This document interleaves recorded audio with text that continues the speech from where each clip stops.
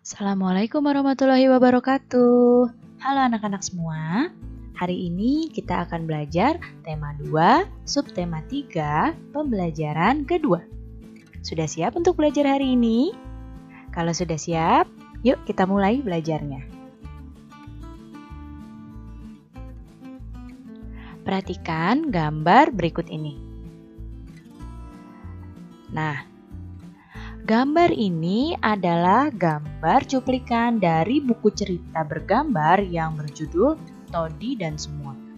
Nah, inti cerita dari buku Todi dan Semut adalah mengisahkan tentang Todi yang gemar makan coklat dan kue-kue manis. Tapi dia malas membersihkan sisa-sisa makanan. Suatu ketika, Todi segera tertidur setelah makan kue manis. Dengan mulut dan tangan yang kotor terkena sisa-sisa makanan. Saat Todi tertidur, pasukan semut mengerubungi Todi. Mereka juga menggigit tangan dan muka Todi hingga bentol-bentol. Todi pun terbangun dan menangis karena merasa gatal-gatal.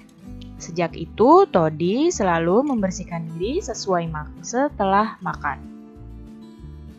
Nah, menurut kalian, apakah gambar di samping mendukung cerita yang tadi Ibu jelaskan?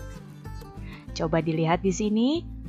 Tadi dijelaskan bahwa Todi tertidur setelah makan dengan tangan yang kotor. Nah, di sini Todi ada bekas sampah makanannya, dia sedang tertidur, dan ada pasukan semut yang sedang mengintai untuk mengambil makanan sisanya Todi.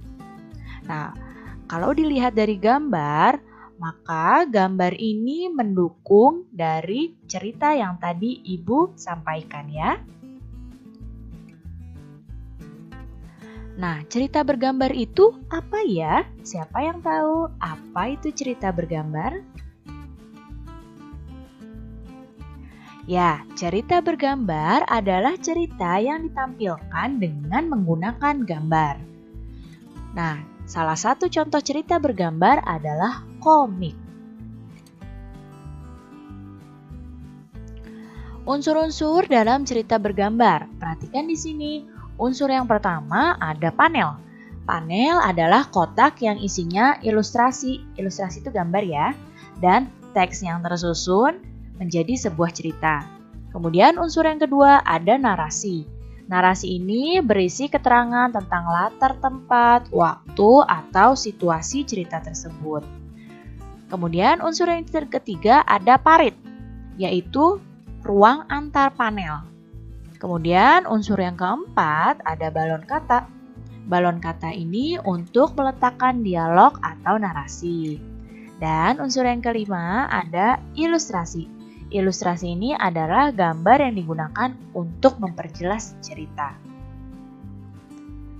Sekarang coba diperhatikan ya gambar cerita berikut ini. Nah, Ibu akan jelaskan unsur-unsur yang tadi sudah kita bahas. Nah, ini namanya ilustrasi. Gambar-gambar ini namanya ilustrasi, ya. Kemudian, nah, yang ini nih, yang lihat panahnya ya, ini namanya parit. Nih, lihat panahnya, ini parit. Kemudian yang ini juga parit, yaitu jarak antara gambar, itu namanya parit. Kemudian balon kata, sudah tahu ya, balon kata yang ini, balon yang dalamnya ada kata-katanya. Ya, ini balon katanya nih, yang Ibu tunjuk dengan gambar. Kemudian narasi. Nah, narasi adalah yang ini. Ini adalah penjelasan dari situasi yang ada pada gambar atau penjelasan latar tempat. Nah, ini ada narasi. Dan panel. Nah, panel ini yang ini nih, satu kotak ini namanya panel. Berarti di sini ada 4 panel.